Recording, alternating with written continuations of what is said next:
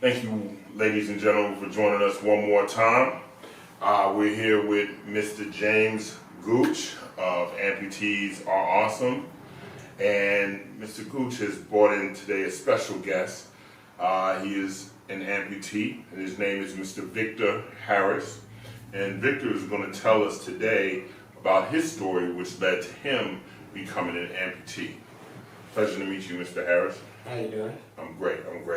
So just share with the people exactly what happened with you, which led to you being here today. Well, I'm here today to let everyone know that I had a train accident and I caught myself taking a shortcut and got cut. I was climbing between the train and they pulled off on me. Where was this? This was New York, Atlanta? East Point. East Point, okay. Off Central Avenue. So with the area where they say you shouldn't be walking in between trains when the train is moving, you were in that area? Yes. Okay. But it's 11 o'clock at night. Okay. I grew up in that area. We played in that area. Okay. And the train had to pass block. So I was climbing between it and come over to the other side. Mm-hmm.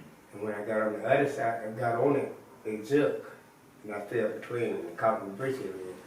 Mm-hmm. And it jerked me about 10 feet and I heard a bit. Mm-hmm. And the train was going on down the track. And I stood up and said, what in the world going on here? And I saw car lights coming up the street.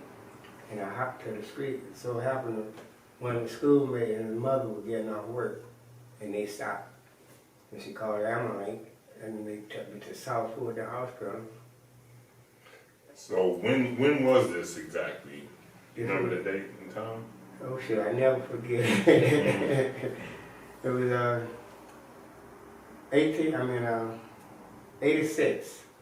1986. I was 26 years old. Okay. And so was your leg attached? Had it already been detached? Were you in a state of shock? What happened exactly? But all I remember, I hopped to the street. I didn't pay my leg no attention or anything. I knew I couldn't walk on it. Mm-hmm. But my father came to the hospital and talked with the doctor, and the doctor said they were going to amputate it. Mm-hmm. So I told him to go ahead and do what they had to do. When I Mm-hmm. woke up, I was Greater Hospital. And were you above the knee or below the knee? Below the knee. Below the knee? Okay. How did that affect you immediately, and how did it eventually affect you? Well, I really didn't pay no attention. It really didn't bother me. The only thing bothered me that I was a jogger. Mm. And every time I see someone jogging, I get emotion. Okay. And that still happens till today? Yeah. Okay. How did you deal with it over time? Did you have to go through therapy? What did you do to deal with No, I it? didn't go through the step or anything like that. Okay. So you do have a prosthetic right now, or what is it that you do have? But I have a prosthesis here. Okay. All right. Can you show kind of? Sure, I can take it off. Sure. Okay. So, and how easy was it to adjust to walking now with the prosthesis? Well, I worked on it the first day. Yeah. First day I was ready to walk out the door with it. They told me to bring it back. Okay.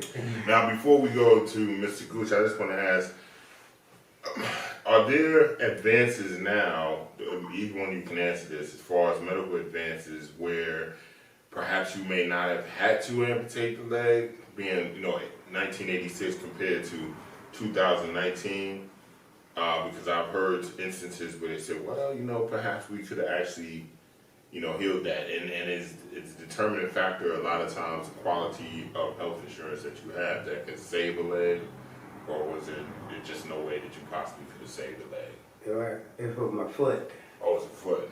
Yeah. Okay. And they couldn't save it. Okay. Now, Mr. Gouch is going to tell us why we're here today. Yes. Well, I met my brother. I'm in the process of relocating down to Florida, and I was at a U-Haul place where I'm putting all of my stuff away, and I happened to run across his wife, and I seen a picture that was on a counter of a gentleman with one leg. So I asked her, I said, well, do we have one leg? And she said, yes, that's my husband. And she told me the same story that he's telling you all. And she had me to come out. And when I seen him, he was telling me about his situation with his leg, that, you know, he was having trouble with it, and was talking about getting another one.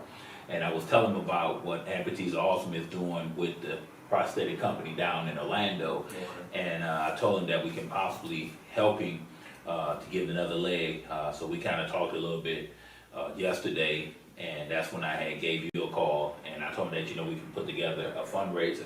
And not only that, I was telling him about not only do we help people get prosthetic leg, but we are creating jobs for people with disabilities, whereby we putting together these tote bags, the t-shirts that you see on back, whereby amputees will be printing and actually putting stuff together that we're going to be selling onto our website.